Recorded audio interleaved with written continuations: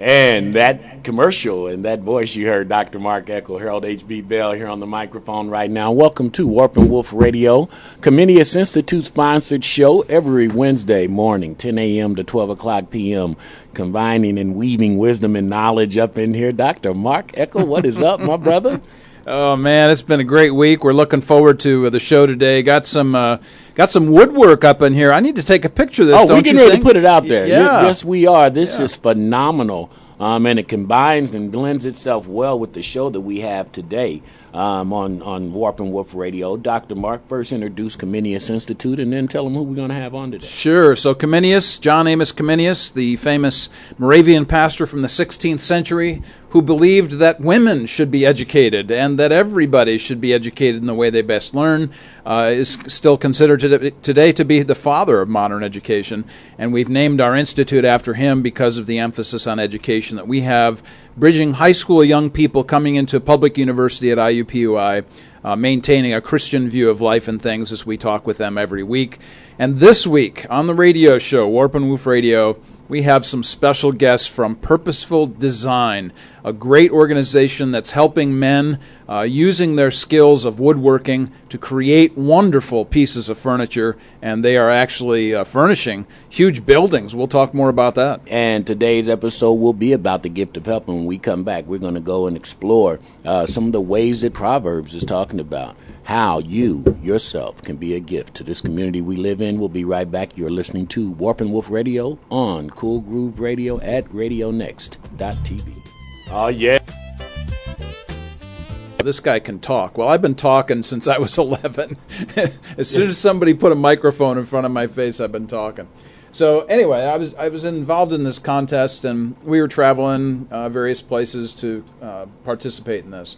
Well, at one juncture, my father made this chess set for us, for me, and it really is a keepsake. I mean, it's 40 years old now, and it really is something that obviously we want to pass on to our kids, to the next generation, because it is actually handmade. But what's really fascinating about it, and the full story is, when I was 12 years of age, I was logging 7,000 board feet of black cherry off land that we owned with my father when I was 12. That means when you're logging, that means that you're actually cutting down the tree all the way to airing out the lumber before you begin to plane it and saw it and all the rest and create something out of it.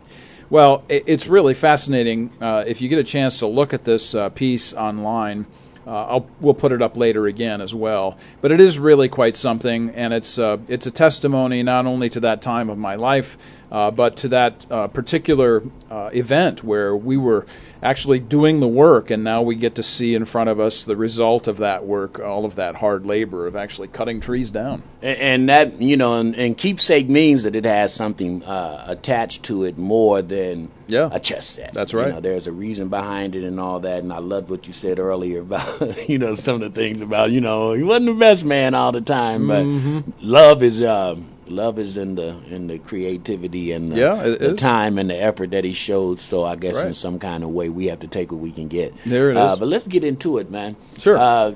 Last week we discussed people needing help finding homes, dealing with the homelessness issue here in the city of Indianapolis. And this week we're going to focus on jobs. And so how does the Bible help us deal with basic daily problems of real people? Yeah, exactly. This is something that really kind of sticks in my craw sometimes with folks.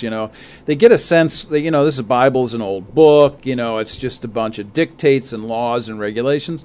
No, man, you haven't read the book. The book is principles, and principles help us not only with the ideals that God has established, and the biggest issue, obviously, is our sinfulness and the need for salvation. But the Bible deals with both the ideal and the real. Principles are there throughout Scripture. There's rarely a one-for-one correspondence between biblical statements and applications, but man, the principles are clear. So I'm just going to give a few examples of this. I was giving a multitasking assignment to a group of MA students, master's students, and there was a brother there who runs a tech company. And after doing research on multitasking and all of the negatives that go along with multitasking, he literally said in class, on Monday, I have just told my secretary we are calling a meeting at 8 a.m. to rediscuss the issue of multitasking. So when we're talking about principles from Scripture, does it apply to the things that we're dealing with today? Absolutely it does. Another example would be Augustine's Confessions. This last week, we were dealing with this in a class that I teach on world literature, and the students, I think, were really fascinated by the fact that Augustine had this mother, Monica, who was praying for him, and they kept talking about how important mothers were. I thought that was really cool. And then one more. This is from Saipan, the island of Saipan in the Pacific. I have a student there from back in the day. Her name is Tamiko. And Tamika, if you're listening or later on the podcast, you wrote to me last week talking about the content that I've been writing for various curriculum groups that I do. And you said that this content was Spirit-led, but that the resources that were immediately helpful in the classroom. So here it is, HB. I believe ideal and real go together. We're helping real people do real stuff in real time with the real principles that come out of Scripture. And the key word in there is people. And Yep. I was sitting up thinking about this as we're looking at the next question. Yeah. Because, Yep. animals seem to have this thing licked. The birds and bees do too. Working as industry. Proverbs speaks to the importance of working as industry, and why does the Bible use the term industry? Because as we mentioned, you mentioned it several times, talking about the wolverine, talking about the ants, talking about just these different creatures that supposedly are below us. That's right.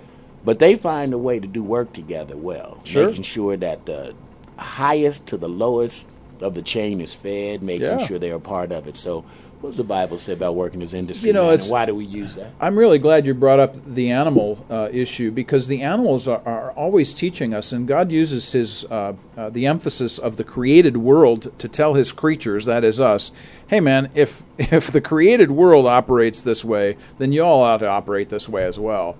The word industry is an interesting word. It's got ancient origins, as you might imagine.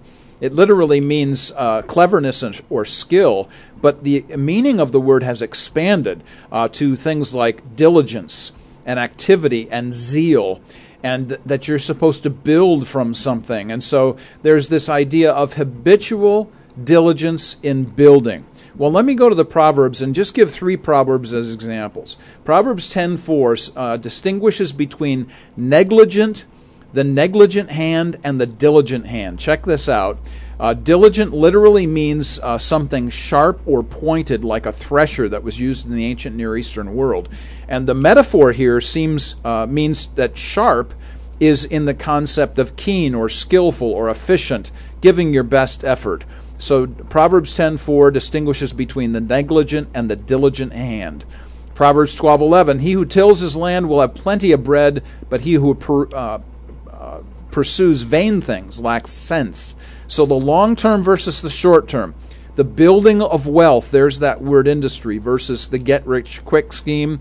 And a word you love, HB, the grinder versus the racketeer, man. If people didn't know that was something from the Bible, I tell them all the time. I'm telling you, there it is. This HB is in the Bible. This is real scripture, man. That's Grinding right. is true and real, and if you don't have that in your repertoire, I suggest you go find something. And so there it is. Labor means industry, which means building this diligence, this habit forming toward labor, and we're going to be talking with guys that do this every day. Yeah, and with that being said, before they come in, how should Christians be invested in helping the jobless in this city, and I guess why?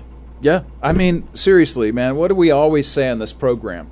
The most important aspect of helping people, which would include folks like returning citizens, veterans, the destitute, folks who might use the phrase down in their luck, what are we always saying? Redemption through the work of Jesus, number 1, and housing and jobs, numbers 2 and 3. These are huge issues for everybody. We need to go back to the mission of this program, which is to do good. Titus 3 says over and over again, do good, do good, do good. And here's what I'm going to say to the church. The church needs to teach this. And the church, I don't think, is doing a good job of teaching the concept of helping other people. Here's a couple of passages. This is from the book of Thessalonians, 1st and 2nd. Actually, Paul was talking to the Thessalonians, and he said, that you need to aspire to live quietly, to mind your own business, to work with your hands as we instructed you, so that you might walk properly before those who are not Christians. And then he goes on in the second book to say, if you don't work, you don't eat. For there's some among you who walk in idleness, and they're not busy at work, but busy bodies. Now such persons we command and encourage to do your work quietly and earn your own living. Wow, talk about throwing it down. We need to take a break on that one, because there are a lot of talkers and a lot of murmurers, and we need to find out who the difference makers are out here in our community. We're going to find out who they are coming in at the 11 o'clock hour, but today we're talking about in the workplace. Yeah. How are we going to do it? You That's are right. listening to Warp and Woof Radio on the Cool Groove site. RadioNext.tv. We are back. Dr. Mark Echo, Harold H.B. Bell, Warp and Woof Radio, and really getting into deep today, Dr. Mark, on, the gift of help, and it's an amazing topic, because too many times, and here's what I find out a lot in people who help. Even if the intention might seem good, if it's not from the heart and if it's not true charity, That's right. then you're almost better not, giving the help that you're saying that you want to give, because charity has no reward. Charity has no platform, Right. so to speak. I mean, it should just be done from the goodness of your heart and from the confines of the ways that you can do it. So with that being said, we have to get our Christian community engaged, and the gift of help is not much emphasized in the church any longer, Mark. And what does it mean, and why does it matter? Yeah. So let me go back to something you just said, which I think really deserves a little bit more airtime here, and that is, we really, as individuals, need to ask ourselves a question. When we're getting ready to help somebody, is our first thought them or us? Is it what we can do for them, or what we're going to get out of it? Is it how they're going to feel when it's all finished, or how do I feel about myself? Really, the Christian life, honestly, can be broken down to basically one word, and that is as Christian servants and so on. And the one word is others. We really need to focus on the emphasis of what does it mean to give to other people, and that really is a huge issue for us. So when we talk about the issue of the church, I think one of the things that's important for us to emphasize is why it's important to build good work habits, for instance. So when we talk about this idea of current events and how do we deal with this, let me just give you a couple of other passages here from the book of Proverbs. Proverbs 14:23 says that in all labor there's profit, but mere talk leads to poverty. So you got the dreamers versus the doers here.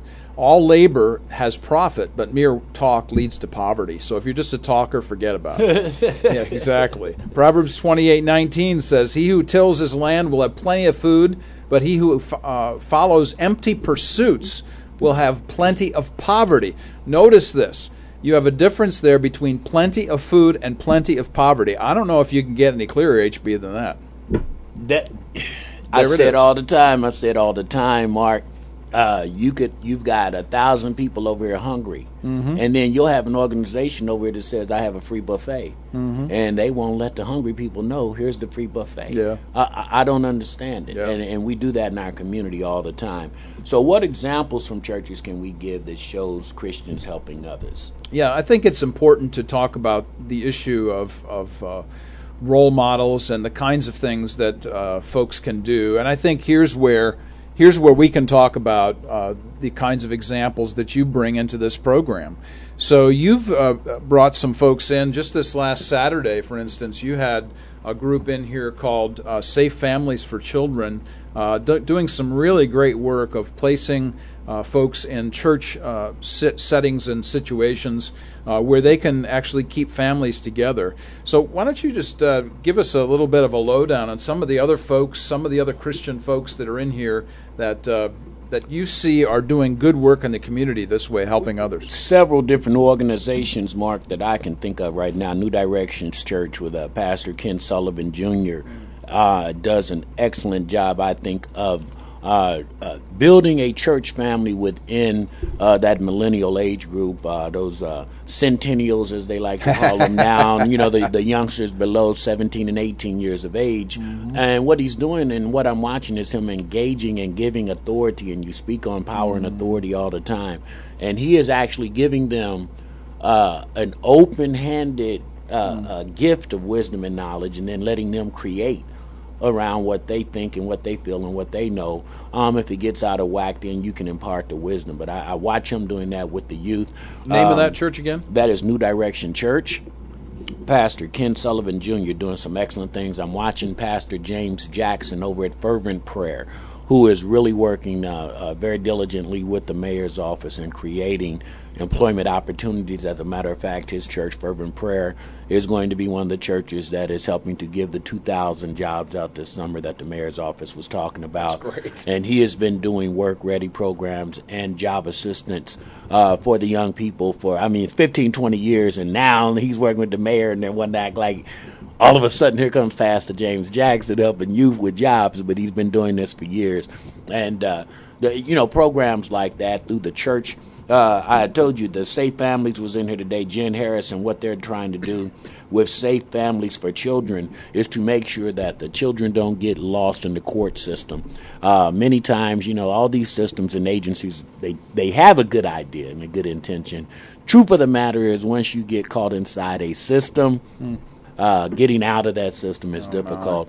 So what they're doing at Safe Families First is or Safe Families for Children, is partnering up with different churches and communities, and they specifically are looking for African American based churches right now to be agents to help keep some of these children, whether it be 90 days, whether it be 6 months at a time, while either court proceedings or someone is going to try to get some addiction counseling, marriage counseling, whatever it might be that destroyed that family. So these are just a few of the agencies that are faith-based that are doing some great work, trying to make sure that we can keep family engaged and family involved while we're working out what are we going to do in this community. That's great. I think everybody needs to be aware of churches like this. So just one more time, I'll mention New Direction Church is one of those places that's doing some really great work, engaging folks between the ideal and the real.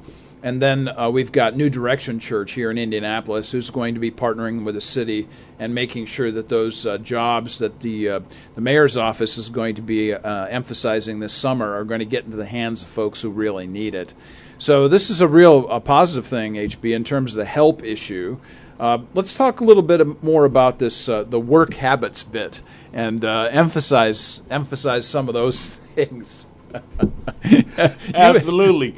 I've been in all over the board, man, and we're in here laughing because I'm all over the daggone chart and the question asking. But I'm excited because we're going to have some great guests in today talking about just this very fact. But, why is it important, though, to build good work habits, as it is to build good works for people? Honestly, here's where I need you again to emphasize this, because you and I talk about this all the time, and I've heard you say this so many times on and off air. You say things like, if a brother's never been taught or shown how, or given a good person to pattern his life after, then how can we expect that individual to actually have good work habits? Absolutely. And it's so important that we are in on the building stages. As I mentioned with Pastor Sullivan over at New Direction Church, you give a guide, you give a baseline, you give some instruction, and say, here's how you build this. Right. And then when you see someone going astray and off of the course of the design, you come in and you offer some wisdom. And not only do you impart wisdom, I think you explain why. Yeah. You're now imparting this certain wisdom and what could go wrong if you did not step in. And here's where I think the person who's seeing this take place, or maybe the person isn't following through, or they don't have good work habits or whatever, instead of us getting upset by the fact that if somebody isn't following through or they don't have good work habits, we have to stop and ask ourselves the question, where'd they come from? What kind of family do they come from? What kind of background, environment? All those kinds of things matter. And before we go to the break, we're going to talk about role models. Yeah. You know, and how important it is to have good role models working in the community to build work habits, because the worst thing that you can have is a talker Yeah. who is not versed in the work that they're talking about and just doing the yapping. They have never done anything to produce results of anything. Right. But then they're trying to be a role model. Talk about the danger of that, and then talk about the importance of having good, solid role models in our community. Sure. Yeah, I think you said it well, HB. I mean, you know, you got talkers and then you got doers, and the difference between them kind of speaks for itself. But let me give you some examples of some really great people, and I'm going to list a whole bunch of folks that we've had on the show. But I want to start with two that we haven't had on the show yet, and I really would love to get them in here. I want to just mention the fact that there are many Christians who are working in and for their communities throughout Indianapolis. And these Christian folk are not people that are, you know, praying at their desk or holding Bible studies at their desk or preaching at their desk. None of that stuff. What they're doing is they're just doing what the gospel tells us to do, and that is to do good. So two people I want to mention before I mention a raft of folks we've had in the show. Ben Worrell, a good friend of mine. Ben Worrell lives over in the Lebanon area, northwest corner of Indianapolis. And Ben works for Boone County Economic Development Corporation. That's Boone County Economic Development Corporation. And if you check him out or check out Boone County Economic Development Corporation, you'll see some great work that's going on with those folks over there, that they're reaching out to people that are doing good in their community. But Ben is a great Christian man. I love him. He's a brother. Fantastic things he's doing. Then I want to mention Tiffany Hatfield, who works for the Y. She is director of the Foundation and Corporate Giving, the director of Foundation and Corporate Giving. And Tiffany and Robin and I were actually just in an event recently, a couple of weeks ago, on Good Friday service. The Y put on this great program. There were 1,000-plus people there. We heard from the mayor, heard from others. But Tiffany does really great work in that she brings in money to the Y, which is helping people in the community.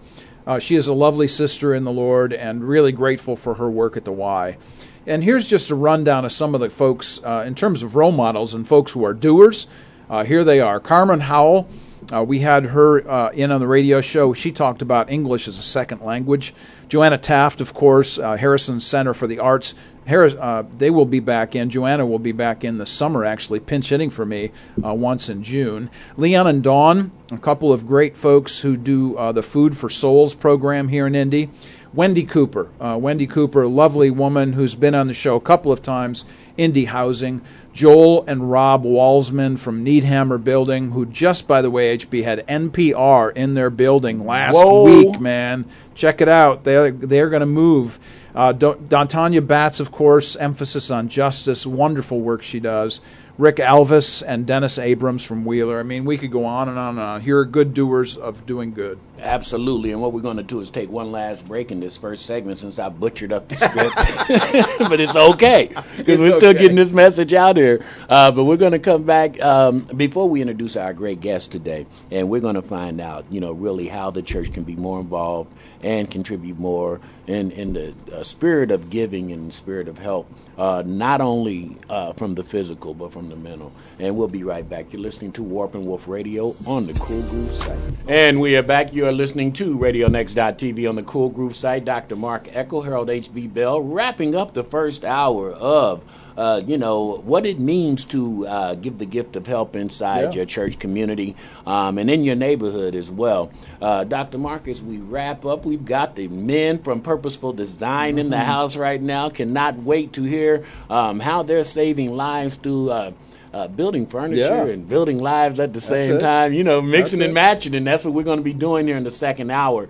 But as we close down the first hour, we always talk about, connecting and Christians being engaged and, connecting and Christians being engaged and, connecting and Christians being engaged and, connecting and Christians being engaged and, connecting and Christians being engaged and, connecting and Christians being engaged and, connecting and their community, Mark. The gift of help it's not much emphasized in the church. So, I asked this question in the last segment, but give me some more of that before we get to your heart and soul of all of this. What kind of movies With can the we movies, look at? Yeah, sure. So actually the word help in Scripture, in Greek at least, in the New Testament, deals with the issue of serve or service. So you find this in places like Romans 12, 1 Peter 4, that kind of thing. And the idea of the person who serves or helps is somebody who works behind the scenes. They literally are taking the responsibility off the shoulders of other people so that they can go and do whatever work they're doing.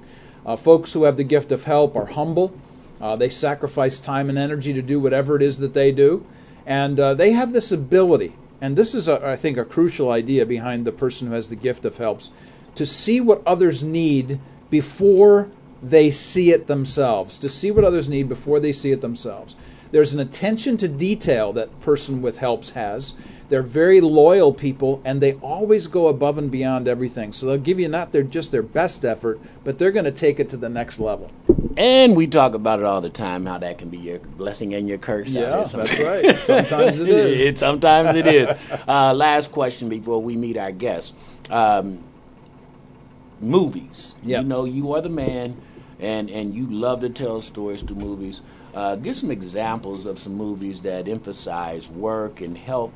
Tell us what movies could be made that would encourage people to do good works through helping others. I would say, just to give you a short couple here, there's a really great movie about a horse whisperer, and the title of the movie is Buck, B-U-C-K. Really great story. I highly recommend it. And then there's the Institute for Faith, Work, and Economics. That's the Institute for Faith, Work, and Economics. They do some really great short videos on work. Really fine material there. The Institute for Faith, Work, and Economics.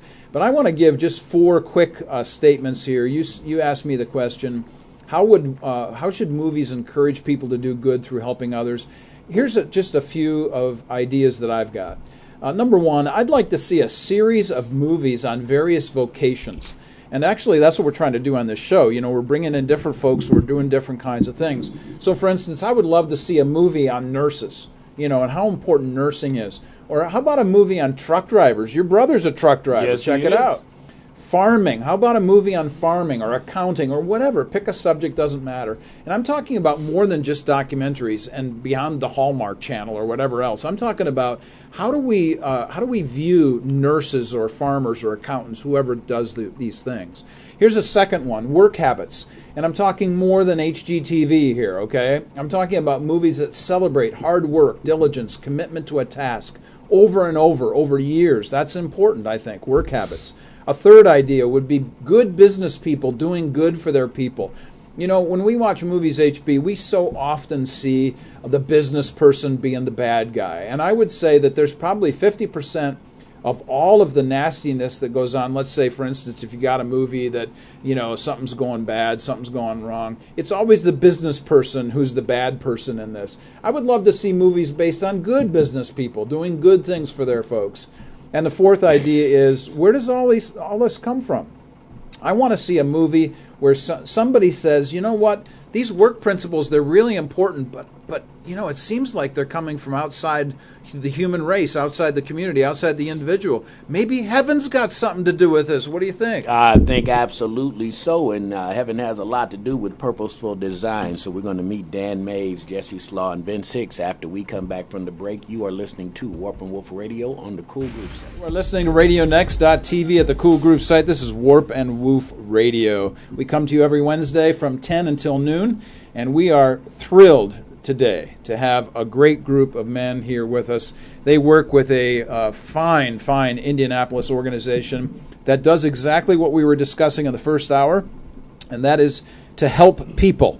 And this organization is called Purposeful Design, and this group actually builds furniture in order to rebuild lives. Man, I love that mission statement. Mm-hmm. So just to kind of jump in here, we've got 3 guys sitting around the table with us, Jesse and Dan and Vince, and we're just going to let that flow however they want to jump in on this. But you guys, just tell us a little bit about yourselves and maybe how you're connected to Purposeful Design. Just take it away. I'll start. Thank you, Dr. Eckel, for having us here today. It's a delight to see what you do and your worker there, HB. You guys are the greatest. And thank you for letting us tell a little bit of our story. We do represent Purposeful Design, and we've been in operation for a little over 3 years.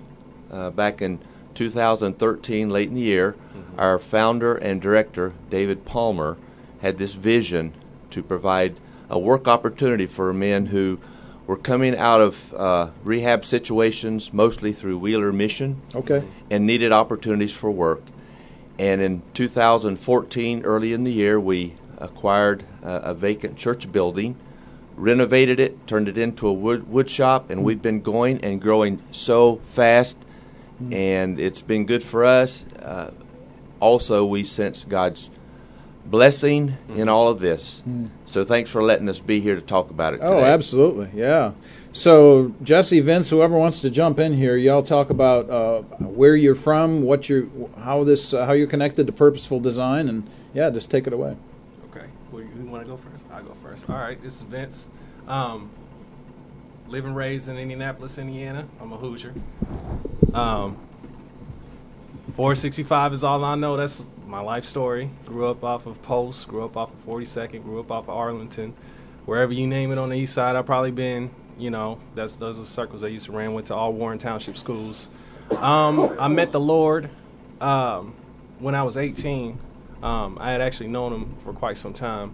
But, at that time, he really wasn't, somebody who I was trying to search or continue to have a relationship with. So I graduated from Warren Central, still doing, half street life. I did go to church, but still, ultimately the Lord led me back to him. So skip past a couple of years. I'm 21. I got a relationship with the mother, too.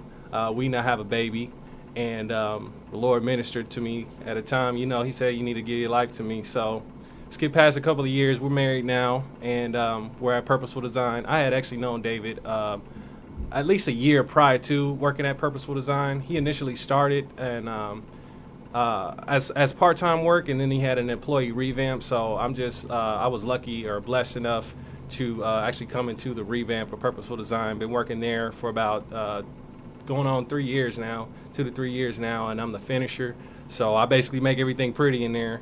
I'm the youngest guy in there, so I'm the little brother, and they poke fun at me. They let me know, make sure I get it.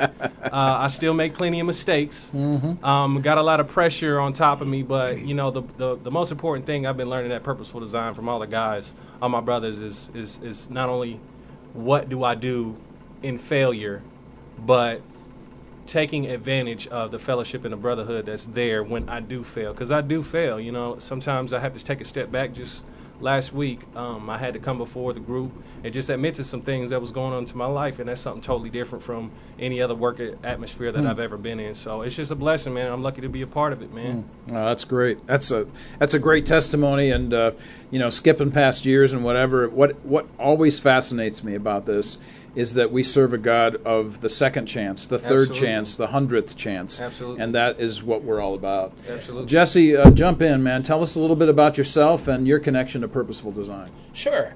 My name is Jesse Slaw.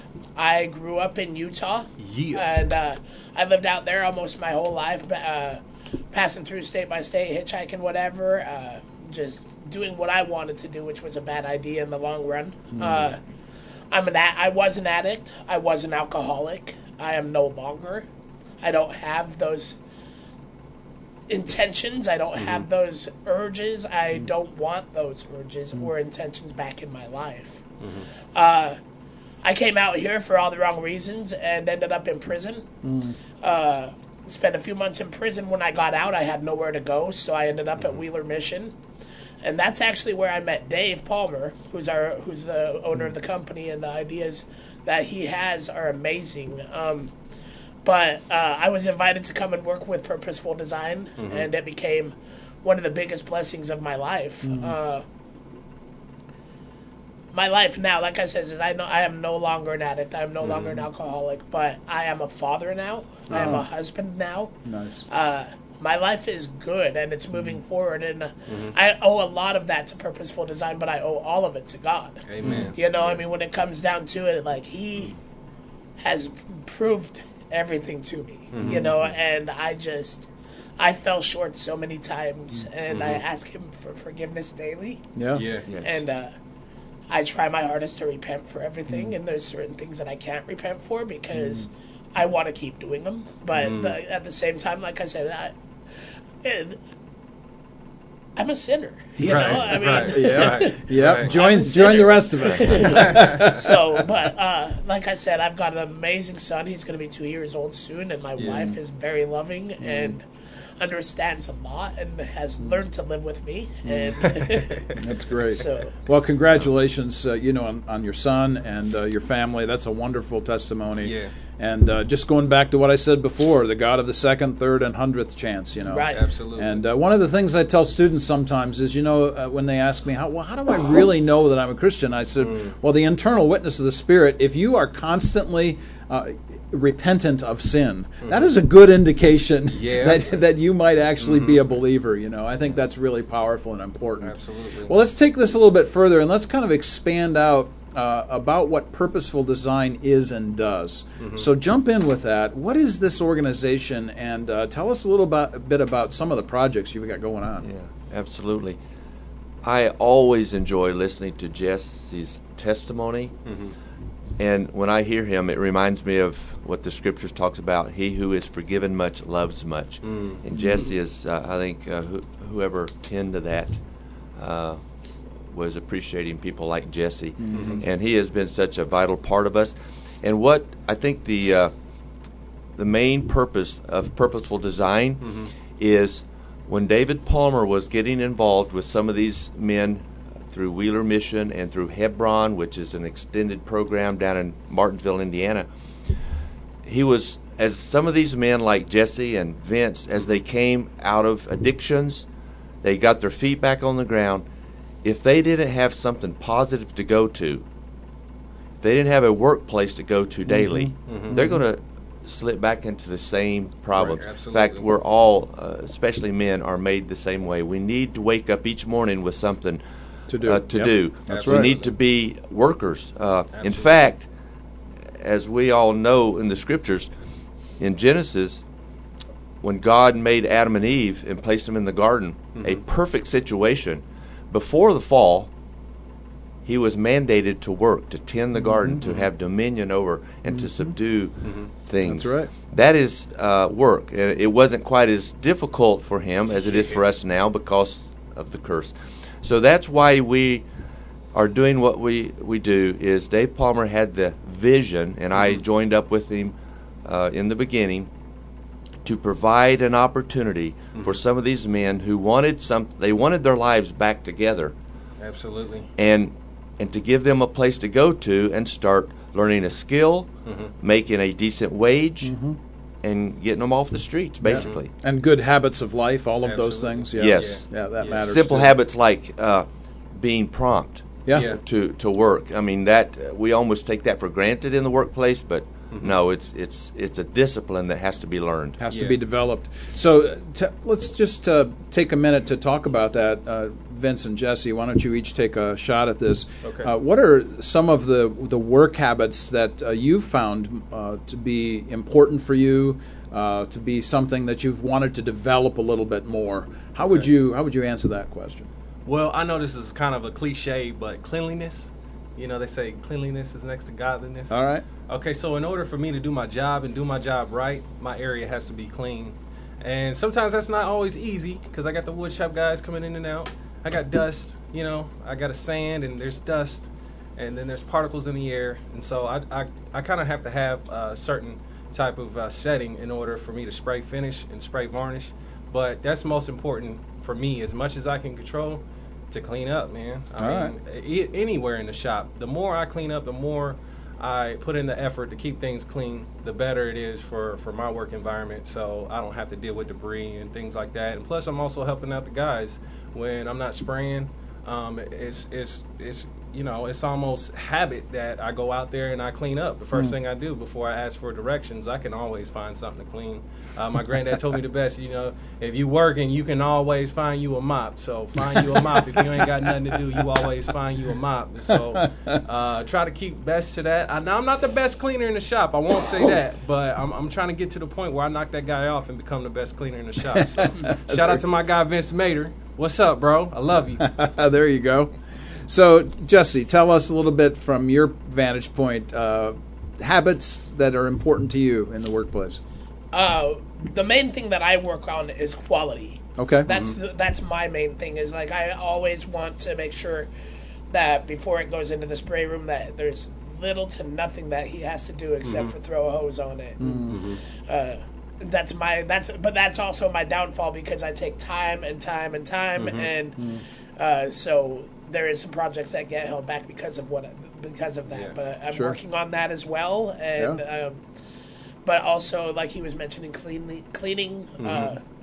There's a lot of sawdust. If you come in there walking around, there's a possibility of slips, trips, and falls. Yeah. So it's a safety factor at the same time, and so we need to deal with that. And but. So it sounds like, we go back to that famous line from down south, get her done. Yes. But then you need to get her done well. So it sounds like that's an important aspect as well. Yeah. And the name Purposeful Design, it's a great name, but it's actually what we try to instill in everybody around there. When you do something, do it with a purpose, man. Don't just do it because you're getting a check. Do it because ultimately we serve a greater God. So it's just all good all around. All right. Well, we're going to take a break. When we come back, we are going to spend about 25 minutes with these guys hacking away at some of these great questions we've got for them and the directions that they're going to go in the future. You're listening to RadioNext.tv at the Cool Groove site, Warp and Woof Radio. We'll be right back. We are back, RadioNext.tv at the Cool Groove site. This is Warp and Woof Radio. You hear us every Wednesday from 10 until noon. And this week, we have a great group of folks in Purposeful Design from downtown Indianapolis who are creating really great hardwood tables and desks and all kinds of cool stuff. And this is Jesse and Dan and Vince are in the studio with us here today. I want to go back to your mission statement and just highlight that again for folks just coming in here on the second half of our show, the second half of our interview.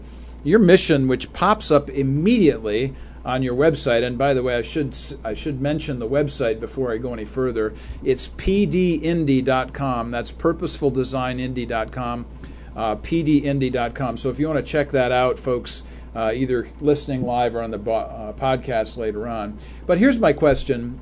Building furniture to rebuild lives is a great mission. How does this mission daily impact your lives? Take it away. Well, I'll tell you what, I've came in a couple times with an attitude. It's very difficult to have a bad attitude in the shop. Let me just tell you, if you don't got a guy who's in loving coming to you and saying, "Hey Vince, what's going on?" I mean, it will get addressed. It's like, "Hey Vince, man, I noticed that your attitude is not up to par. I just it feels like you got a negative air about yourself. You want to talk about it. I mean, then you got the 10 o'clock prayer. It's again for me, it's difficult to have a bad attitude coming before the Lord. But that's one of the things, man. And I'm very prone to get passionate. We'll call it passionate about situations that happen between me and my wonderful, suitable helpmate before I come into work, and stuff like that happens, But when you come to work, and like vice versa. When I go home, I leave work at work, and home at home. There you so go. it's just it's wonderful. I get to come before the guys, and that sometimes I give me the kick of the butt. Sometimes I need it. But it's also it's in a loving manner, and it's like a brother. It's like a brother should, or like a father should. So yeah. That's great. Great stuff. Well, and for me, like how Vince was saying, is if you don't have a brother that can lift you up, then who do you have, really? I mean, and where our job is like the first thing we put is God into it. God is always there at our job, and so that's the first and foremost thing about it. But then, I mean, I watch all these guys coming through brand new. I mean, we've just got a new one a couple of weeks ago. I mean, and these guys are coming. These guys are coming from a very extensive rehabilitation, through drugs and alcohol rehab, and they're coming out just not knowing how the world is going to be anymore because they're sober and they're living sober now. And so, I mean, that's one thing that we've got to bring into them also, is that we're sober and we went through this. And, and so, I mean, that's one of the things. But watching them grow, I mean, all five of us, there's five of us that have gone through the Wheeler Mission, and, and just watching how God is working in their lives and our lives and my life, I mean, and not just through the rehab, but through these guys also, I mean, just it's amazing. Amen. God is good. That's great. Well, we all know the Gospels and how Jesus, even before he preached to the multitudes, he fed them. And sometimes before you can meet deeper spiritual needs, you have to meet the most practical earthly needs. Obviously, food is the main one. But for these men that we work with, they need work. They were designed to work. I don't believe in this is personally, I don't believe in the dualism of sacreds over here and seculars over here, and they have very little to do with each other. God came to dwell with man, with the humanity of man. And our humanness dictates that we've got to work, we've got to provide for our own, and that's how. And we're trying to do that for these men. And once we get them in a safe and productive environment called a workplace, and some of their basic needs are being provided, then we have access into their deeper life, their spiritual needs. And so that's what. And that really is what delights Dave Palmer's heart and mine. So that's what keeps us going. We want to rebuild lives, but we wouldn't have this opportunity into Vince and Jesse's life if we weren't in this little building making furniture. So, and that matters. Actually, one of the things that we talked about in the first hour was the ideal and the real. And we talk about the ideals of Scripture. They're pretty clear, and the standards that God has established, he never changes those standards, but he always lowers himself. And the concept behind that, of course, is the person and work of Jesus. So do we have to deal with the realities of what I got to come out of the home with, when I go into work? Sure, absolutely. But the ideal's still there. And it's so nice to hear that y'all have each other in terms of accountability and sustainability that way. That's really great. Well, let me ask a different kind of question. When you talk about all of the different kind of guys that are coming into your workplace, and you just mentioned that you're getting a new guy in here that just recently, what kind of difficulties do men encounter that bring them to purposeful design? Kind of tell us a little bit about the backgrounds of some of the folks. I know, Jesse and Vince, you mentioned yours, but what are some of the issues that guys are dealing with coming into purposeful design?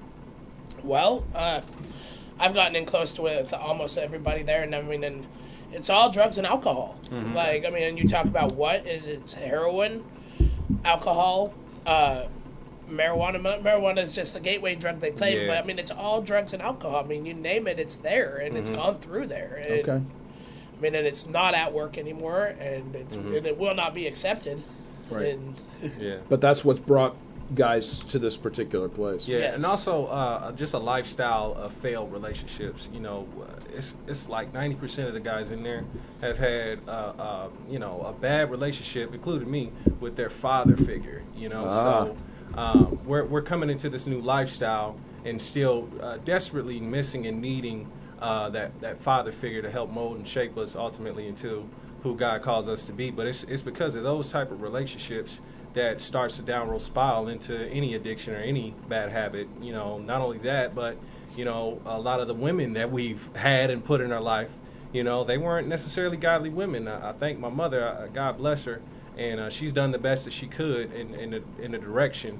But as far as me finding a wife, I had to go through and learn some things the hard way. I'm appreciative of that, but at the same time, it's some things that it's some security, it's some things, some blessings that I could have kept for my wife that I didn't, because I searched for what I wanted instead of what I needed before my marriage. So I love my wife. Yeah, that's good. This idea of father-son relationships, that we've actually had a whole show on that. So, the concept of the connection there is just huge. But go ahead, Dan. Yeah, and some of these addictions, these bad habits that some of these guys have been in and they're trying to come out, bad habits beget other bad habits, but good habits beget good habits. And that's part of what we're trying to do, is not just say, read the scriptures, have quality, godly relationships in your life, and don't do drugs no more, but also a lot of smaller disciplines that all in incremental ways build strength. For instance, being on time, that's one that's important in our workplace. Promptness, honesty.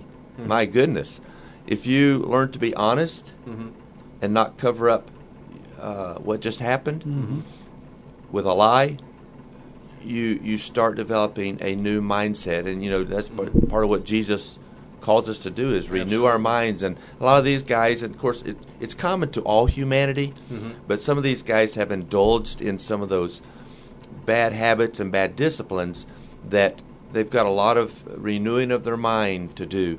And that's what keeps us going. It's so exciting to see guys like Jesse and Vince. I can only imagine what they were like, 10 years ago and 5 years ago. But to come in and work with them and see the encouragement and the strength in their growth and in their inner man, it's exciting. That's great. These are, tremendous and powerful testimonies, and I think anybody listening to this coming out of the church says, how can I be invested, involved in this? And once again, I would focus folks toward the website pdindy.org. This is a really important ministry and an important group that needs to be emphasized. Let me restate that. That's pdindy.com. pdindy.com. Well, let me come back to some questions again. One of the key attributes of purposeful design is this positive, encouraging mentorship. And you kind of alluded to this a little bit, but how does that take place? How does that happen in the workplace, mentorship? Well, for me, it starts with an understanding of who is my authority and what do I need to do because of that. So I've just been learning recently that in order for me to get to wherever I want to be at in life, or wherever I feel like it's best for me, or what have you, is I need to start with knowing that, number one, my life is not my own anymore. So I've given my life to Christ. So in order for me to show that, I need to be obedient. How do you be obedient? You have to submit. So when I come in the doors, I have to submit to the higher authorities, whether it be Dan Mays, Justin Christian, David Palmer, someone that's above me. I need to make sure that I'm doing to the best of my abilities, that I'm making them happy and confident in the work that I do, because I'm sitting there and I'm listening. I don't have all the answers, and I need to start with that attitude, just witnessing that, I submit to you. I'm here to do whatever it is you need me to do, not for a check, but like I said earlier, we serve a greater God, and we're called to be servant leaders. So even in leadership, we're still called to serve one another. So the biggest aspect that I've been learning, is just submission.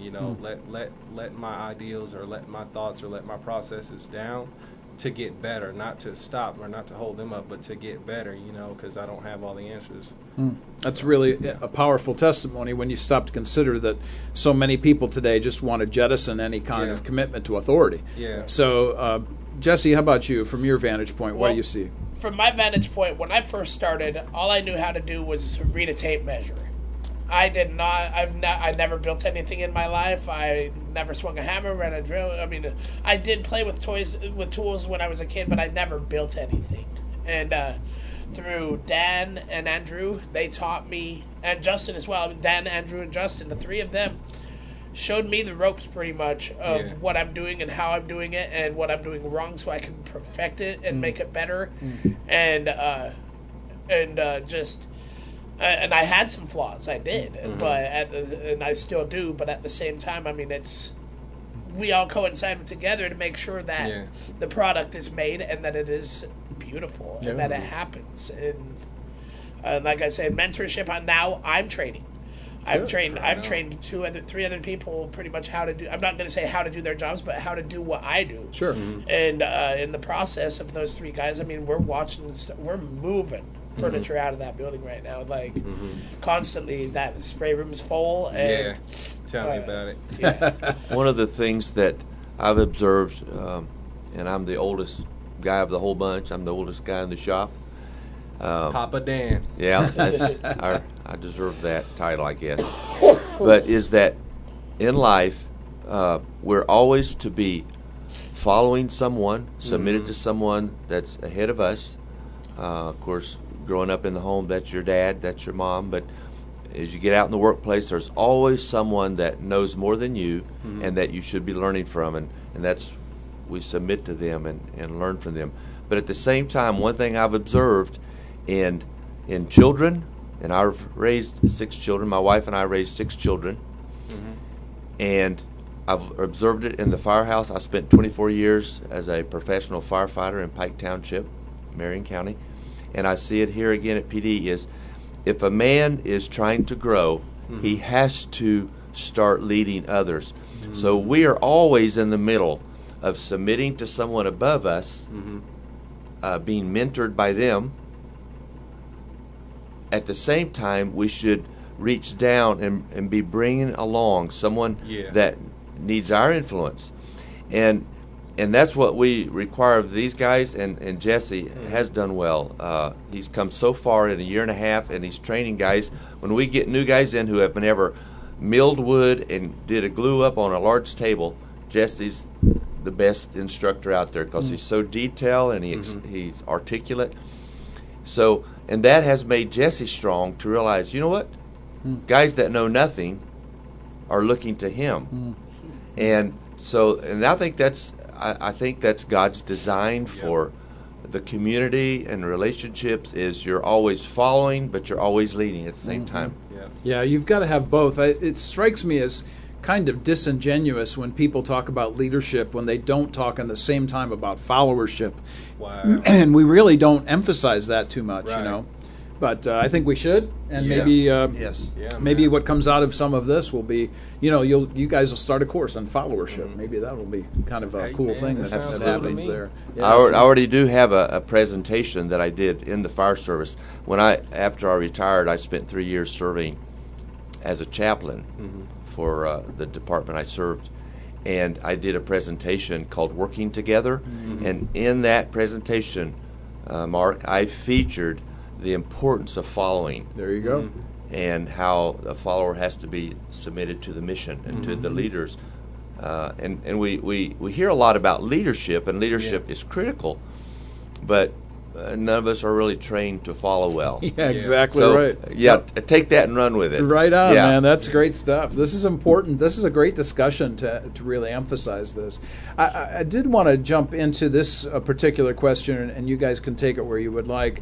You guys make furniture, but I want to know about, and I think everybody else would like to know, who buys the furniture, and then specifically if one of you would, or maybe all of you, want to talk about David Palmer's role in purposeful design. So tell us about who buys the furniture, and then what is David's role?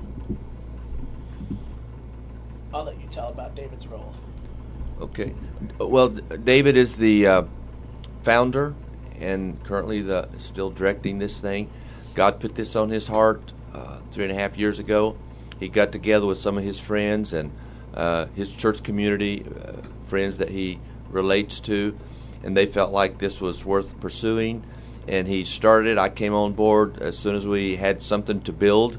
I was involved. And it's not been easy.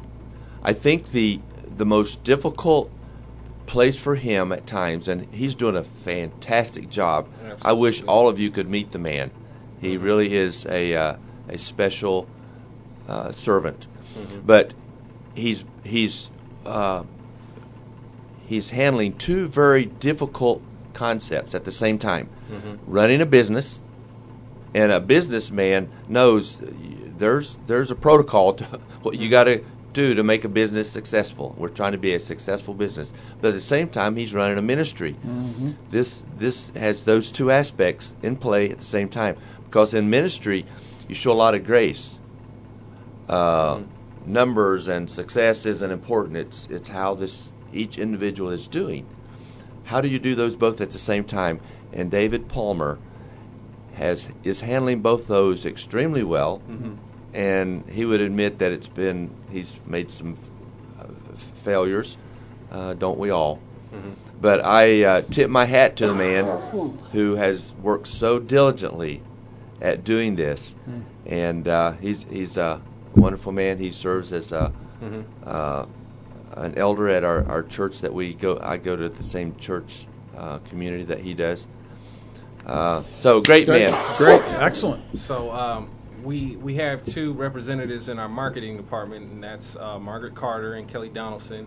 And I tell you what, these ladies, Margaret herself could sell water to a fish. She's just awesome at what she does. She's relatable. She's just a real person. She's a real human being. She has her flaws, but she knows what she needs to do, and she has such an integrity. And she gives you, she builds a confidence in you about the furniture that you didn't really even realize that was there. And I'm saying this as, a guy that works there. But she's primarily responsible. Margaret Carter's primarily responsible for our marketing. We don't have like a place where we do a lot of, in-shop sales and things like that. A lot of our sales are through online. A lot of our clients come into the shop. They get a feel for it. They understand what the bigger picture is, what's going on, and what they really want. And then it's up to them to either get the product delivered to them, or they can come to the shop and pick it up. I'll just speak on residential clients. So most oftentimes we'll go ahead and deliver what that product is. Most of the time it's dining tables. They might have a bench set. We try our best to match everything that they are wanting or they are looking for, what the overall goal is. Margaret Carter is flexible. She works with clients. Her assistant Kelly, she's also great and workable. And it's just a great relationship those two have. And they conduct, they basically are the spokesperson for Purposeful Design.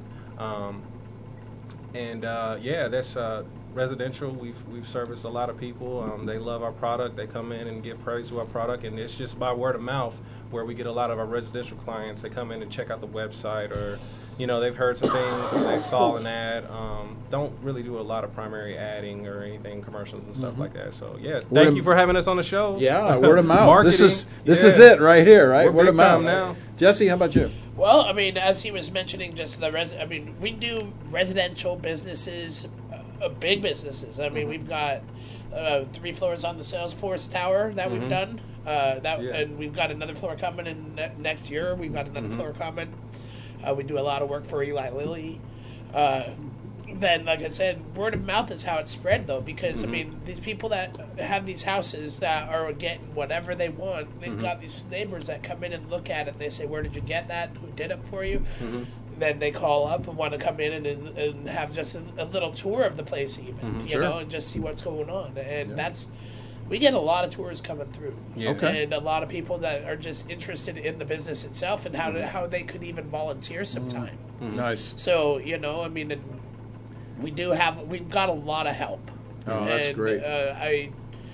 It's an amazing job, and it's a different job than I've ever had in my life. And so I would love to come for the tour just to smell wood again. I mean, there's something about the smell of wood. Seriously, I mean, this is really really important. And by the way, just a comment about Margaret. Margaret, I need you to help sell the nonprofit Comenius Institute. So maybe I'll come down. We'll have a talk about how you can raise funds for the nonprofit Comenius Institute. We'll take that a little bit further. Maybe when I come down for that tour and smell all of the great wood that's down there. Smell some of that varnish. The varnish too. Yeah, that's right. Well, how about the Purposeful Design's role in the city of Indianapolis? How does Purposeful Design make Indianapolis a better place? We're doing good in the neighborhood. That's our focus on this particular radio show, finding folks who do that. How does Purposeful Design make Indianapolis a better place? I think we're part of a larger initiative on the east side called Brookside Initiative. A lot of it was has connection to College Park Church on the north side, but other churches as well are investing people and burden to make a difference in that area, in the Brookside area.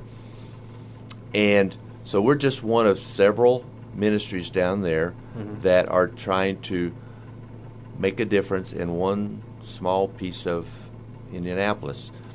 What we are doing, we hope, as God continues to bless, that other people will be inspired to do similar things in other places. We want to grow. Right now we have 8 full-time employees, and a year from now we could entertain 20 to 30 full-time employees with our expansion. Some say we could be up to 50. Wow. But we feel like we've got to go into the areas where it's needed, and in terms of providing work opportunity for some of these men, we went right to them. We're right on a major bus line. Some of these guys, 2 of our employees right now don't even have a driver's license, so they have to. Jesse rides his moped to work, Oh, great. and it's not a short jaunt either. And we're so proud of him. I've seen him do it in snowy, bad conditions, Making it happen. but he's very dedicated and determined. But that's why we're down there. We took it to the people that need that help. That's great. That's great. How about you guys? What do you think about making Indianapolis a better place? Well, can I actually speak on some of those ministries and programs? Dan You was go talking right about? ahead. Go, yeah. Okay, so check this out. I'm going to just tell you a little bit about my little testimony, what God's intent on my life. So I'm actually a part of, let's say, all of them. So you have Heart Change, which is a program that helps women or single families, women that are without, women that have been dealt, a bad hand in life, some could say. And what they do is they minister to these young women. They get them child care, they get them health care, they get them job readiness skills. They help them, get their high school diploma and just different things like that. They're really trying to give these young women, a hand up instead of a hand out. And so they give them things for their life, to their life, that are very applicable. And so my wife took advantage of that program. At the time, she wasn't my wife, but when she graduated, she was given the opportunity to live in Covenant Community, which is a program that's cherry treed off of that. And what it is and its entity is trying to influence and infiltrate communities by putting Christian families in there. My wife loved the Lord way before I loved the Lord. And so when I got hip, I said, I need to go ahead and marry this girl. So when I made that decision to marry her, we then were blessed to be able to live in a Covenant Community Home, which is in the Brookside area. And so then after our marriage, we actually both got saved inside of Nehemiah Bible Church. And interestingly enough, Nehemiah Bible Church started in what's our location? 1401. 1401 East 16th on Gladstone. That location is where I started my life in Christ, and it's the same location where I work at now today. And I used to get discipled by my pastor, Pastor Corey Johnson, in the same area. My booth is the same area where he used to disciple me. So it's a head trip. Sometimes I come in there and I'm feeling good. The Lord's blessing me. I got in my word today. Everything's A1. And other days I'm missing the point. I'm missing the mark. And I go in the booth and I come out and I'm rubbing my head. And the guy's just like, what happened, Vince? And I'm like, man, the Lord just warmed my whole head up. Yeah, I'm feeling it right now. And they're like, that. And it's just, they had, the 5 pillars. So you got the church community, you got the church, you got the community, you got the businesses. And there was another one I'm missing, but we can get into that later. So yeah, I'm actually a part of all of these ministries in some type of way, form, or fashion. And I feel like the reason why this is purposeful for me to do and say the things that I'm doing and saying is ultimately because the Lord needs a witness. He's called me to be a witness to the community and actually say, the life that you guys are living isn't just the only way. It's not the only thing. I grew up without really realizing that there was another way in this life.